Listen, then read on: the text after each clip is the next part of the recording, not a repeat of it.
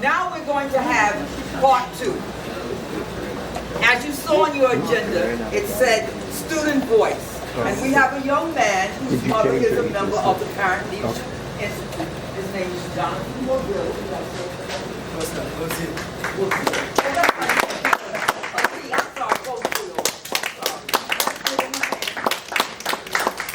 And he's going to talk to you about a project that he has been conceptualizing for implementation.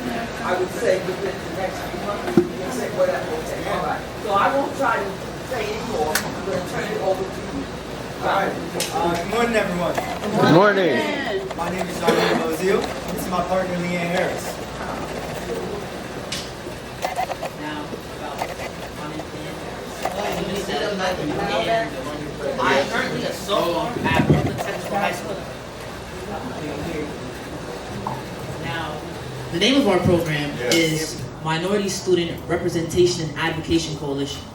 Ms. Rack serves minority students with resources that assist them during their educational journey and provide them with the knowledge to move through life consciously and secure in their identity. One of the benefits of our program, first we have student-led community, second, culturally relevant programs, and third, free and reduced price resources. So, it was funny how Leanne and I kind of created this program. I'm going to give you a short little backstory. This summer we were working at a program called Teens That Mean Business, run out of Emmanuel Baptist. So, my mentor is here, Mr. Ron. He's over there.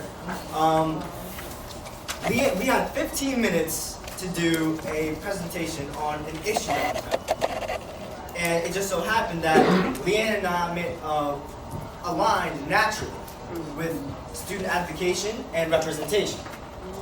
So that kind of is the theme of why we created this. Great minds do indeed think alike. All right. So why? Why do we need this program? Minority students lack adequate support in schools. There's no clear way to deal with microaggressions or implicit biases.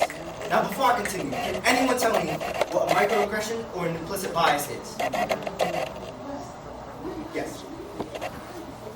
Somebody brushes up against you and says, "Oh, I'm sorry." They meant to brush up against you, and they're young people in the room. They most certainly, that's not the phrase I was going with, they most certainly are not sorry. And it happens all the time. Because minority students lack support, guess what? Minority teachers lack support. Right. So, the true definition of a microaggression is something that someone may do subconsciously or even consciously, but it's subtle and it undermines you as a person. It prevents you from accomplishing your goals and or your dreams. So, that brings us to our second point. There is a lack of minority student engagement in the classroom. Students rarely give feedback as to what they think they need. And lastly, there is a major disparity in the SAT and in GPAs of minority students, specifically in the black and brown community. Black students, on average, have a 200-point deficit in the SAT compared to their white or Asian counterparts.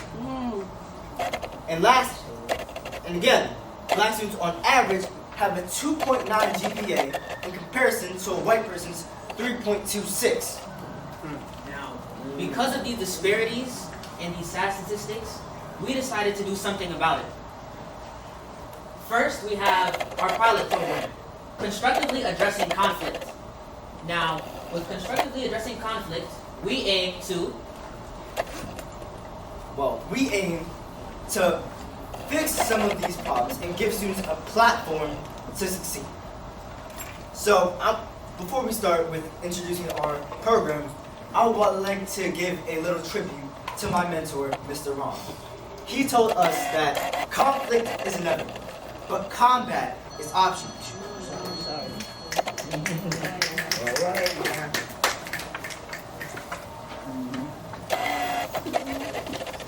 Now, our program is made up of 3 key parts on how to address conflict. First, we have self-sabotage. habit formation, and third, personal advocacy. So, what are our objectives? Our objectives, number one, to get students to constructively address conflict in a culturally relevant way. That means with addressing a conflict with sensitivity and relevance to what is going on in the world today. And understanding that not every culture values education or values addressing conflict in the same way. Second, to get students to construct habits that help them and not hurt them. We need to have reinforcement of certain educational habits to help students in the class to succeed in the classroom and in their personal lives. And lastly, to get students to recognize their forms of self-sabotage and how to combat that. So, what is self-sabotage? Self-sabotage is the behavior that refers to intentional action or inaction that undermines yourself or what you want to do or your goals. So, with that being said, how does our program combat it? We have to understand that you are in control of your own journey. Students individually are in control of the path that they want to be on, right? And that educators, regardless, will get paid. that paycheck is always, listen, the right gets paid one way or another. So it's not really on them for you to achieve success or achieve a grade. So as a student, your responsibility is to carve out your pathway to success.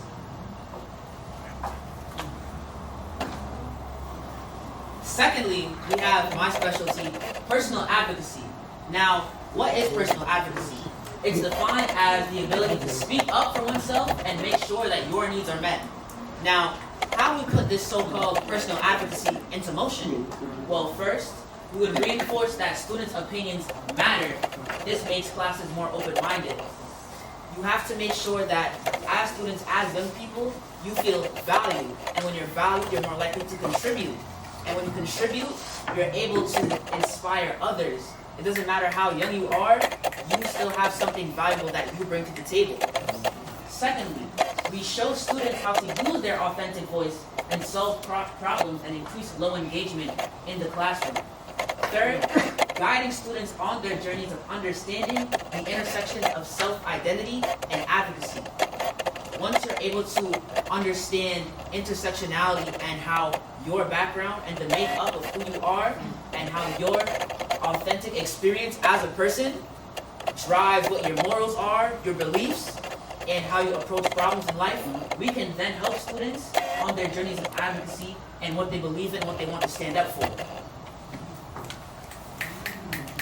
And that brings us to our last point, habit formation.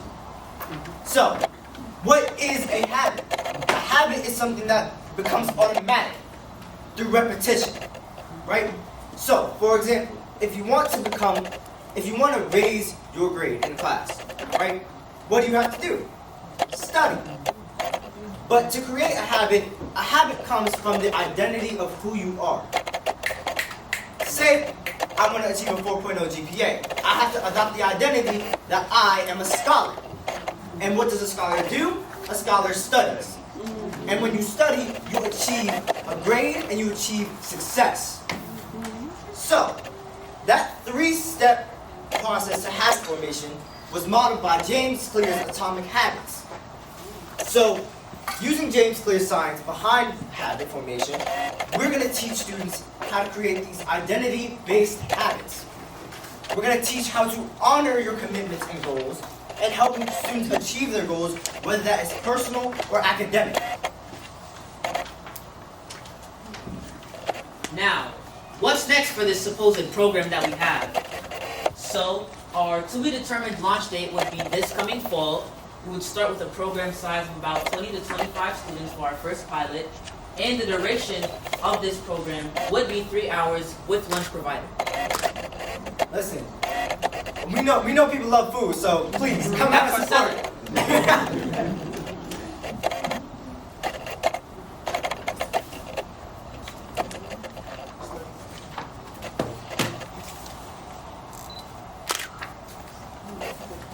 Are there any questions? What's the age group? The age group, right now we're targeting high school students, right? Between 9th and 12th grade. Is it going to be to your high school, or are you going to go to all the high schools? You know, help other students? It's open to all high schools. All high school students, it wouldn't be a set program where we go to one school and target those specific students, but more so a separate program outside of school where we pull kids from different schools. Oh, so you're going to have space though to have the kids come in. Correct. Okay. Do you have a location set up? The location is being determined now. Location is also to be determined, but we will be in the New York City area. Yes. How does that 3-hour time get broken down? So we'll start with icebreakers every class, right? So when we begin, obviously we're gonna have some time for introductions. Then our first lesson is going to be on self-sabotage, because without understanding that you as a person can prohibit your goals from being reached, nothing else can be done. So we're going to spend the first part of the program is talking about self-sabotage. Then we're going to break for lunch and come back and do more activities. No, it's completely free. Yes. Have you done any presentations for CECs or any superintendents? No, not as of yet. This is our first presentation on the program.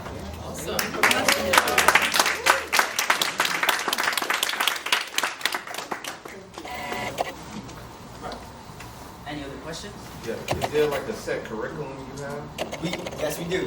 We're actually currently in the process of designing our curriculum. Now, constructively addressing conflict would be our first course and first lesson that we hope to offer, but in the coming future we hope to offer several other courses targeting other issues and problems that students should address, and other leadership opportunities and lessons that we want to be able to provide kids with. So, that concludes this presentation. Oh, Ms. Young, yes. How did you come up with this idea? Well, Leanne and I actually had a natural alignment with student advocacy and representation during our Teens That Mean Business program this summer. We had 15 minutes to do a presentation on a current issue that we think would change the world in a sense. So, Leanne spoke about. I'll add on to that. Me and Jonathan are both very active in our school communities. I am the Director of Community Service and Engagement for the Caribbean Culture and Service Club of my school. Jonathan is the Black Student Union President over at Midwood. So this just comes naturally to us. And as we were both presenting it, I came to the idea of, wait, Jonathan's doing a lot of good stuff over at his school. I'm doing a lot of good stuff over at my school.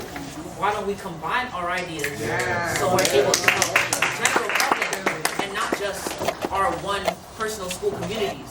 So this is essentially how we came up to the idea of MISRAC, Minority Students Representation and Advocacy Coalition, because we're coming together to solve a problem for all of us, for the future generations to come. 2 parts. Is there a way that the members of this group can keep pace with you? Yes.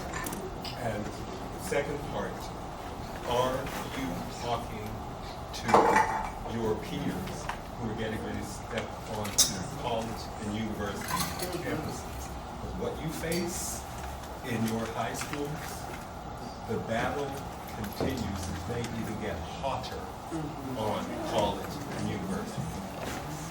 So, as of right now, we are targeting high schools for our first group. But in the coming future, we will be expanding it to middle and high school and college students.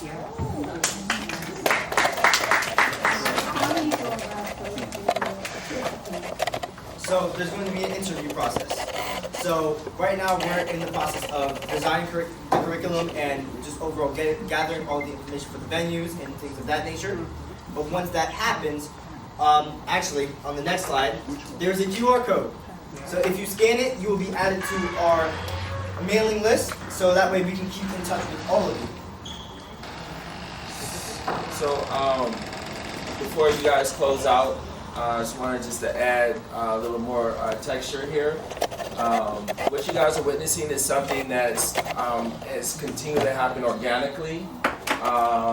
Within these last 2 weeks, many opportunities have fallen in place that we weren't seeking out, that have furthered the mission here without us asking. So we are seeing these two, they're actually in their genius zone right now. Oh, yes. What you guys are witnessing right now is you guys have the opportunity to fan this flame that's going on and to amplify this light that's shining. So with that being said, we asked about venues. Ironically, I met somebody at South by Southwest EDU conference this year, and he works at Inspiring Minds. I talked to him last week, because we haven't talked in several months since March. And I told him about these two here and the work that they're doing. And he said, oh, that's great. I just got my office in Boys and Girls High School. How can we offer them the space for them to hold their workshops? So this is something that I wasn't seeking out. They weren't seeking out. It just so happened to happen that way last week. They keep coming across more organic experiences right now. So this QR code is really the beginning of something great. So you asked if we're in touch with other school representatives. This is a time that you can let us know who those people are, because we're building out our network map. So now we know who's in our orbit and who we can leverage at the right time, so we're not mishandling any contacts by talking too soon. But if we have your contact information, we're going to be able to have a direct ability to reach out to you, and we're going to have all the information you need, the one-pager, the location, and you also, there's opportunity for, if anybody here has alignment with the other organization, this is the time to do it. If you can think about some names right now, you can write them down. Please do that right now today, because this train is really already in motion, and what they have set for themselves in the future, they already identify with. So what you guys are seeing is their future self talking right now. All right, but you guys take the last word here. Keep up the good work. So, this leads to our interest Google form. If you scan the QR code, we will get your email and also any information of a student that you would possibly like to sign up. So, with that being said, I just want to say thank you for your time, and have a wonderful rest of your day. All right. Nice.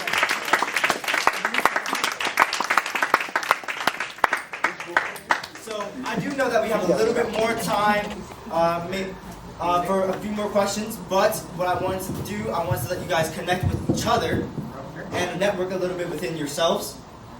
So please go out, find someone new, learn something new today. Education is elevation, everybody.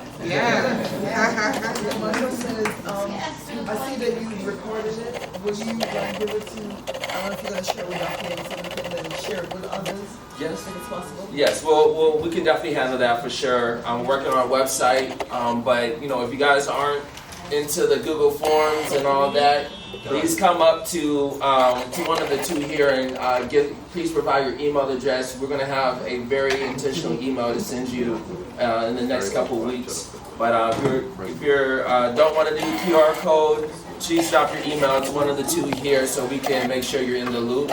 And we're going to create intentional communication with you for next steps. Are you on Instagram? Yes. What is it? Ron John Jr.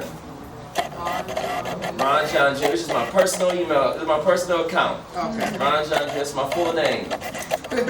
Well, it's Johnson, but all right. RONJOHNJUNIOR, and then we'll be having more information for their email address and their website soon. That's on our to-do list. We have another presentation. Oh, okay, Mother, you want to say? Okay, no, go ahead. No, I just wanted to say thanks to the TTNB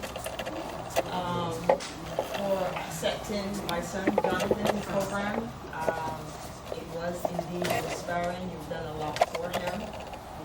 His thought process, and I hope that other parents here or educators here who come across this program, I think it's a very positive program, and they should definitely encourage your kids to participate. Say a little bit more about it. You said TTMB. Say a little more. Teens, that means business. It's a program that we got through is over the summer, and it came from Ms. Farmer. I guess she sent, and that's really, thank you. Yeah, this is one of the summer programs that we came across, and he actually said, it sounds great, I want to try it, and we signed up for it, and he was accepted into it. So we keep all those nice programs coming. If I can add just real quickly, sorry. So you guys, the Teens Meets Business program, it's 6 weeks during the summer, but we're actually working on a year-long program. So we have a curriculum that's already built and ready to go. So we can implement Teens Meets Business into your schools. We have a semester's worth of content and curriculum for in-school or after-school. We cover financial literacy, career readiness, and entrepreneurship. It's interactive. We have worksheets, quizzes, and games as well. So if we're able to actually scale, we can actually do more with just those 6 weeks. We can actually implement and have the program within your schools for in-school or after-school programming starting, I'm pushing if I say this year, but y'all tell me we can make it happen. But definitely for 2025, we'll be available to be in all schools because the curriculum is all available online, and we can do it to support live teaching in school and after school. And I want to, before we close and go to the next presentation, I just feel that you have a future, right?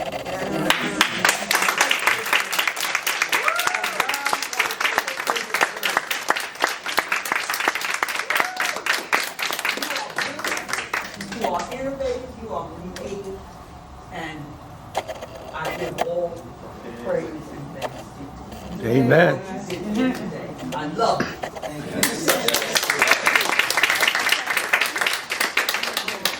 That being said, everyone, have a wonderful rest of your day. Thank you. Okay, the last presentation for the day is from College Tours. You go first. You go first. And then you come. And you can You introduce went ahead. her. I'll meet you. Okay. You okay? So that works, right? Okay. Olu Avenue, you've heard about College Tours before, and he's going to give a brief update on it.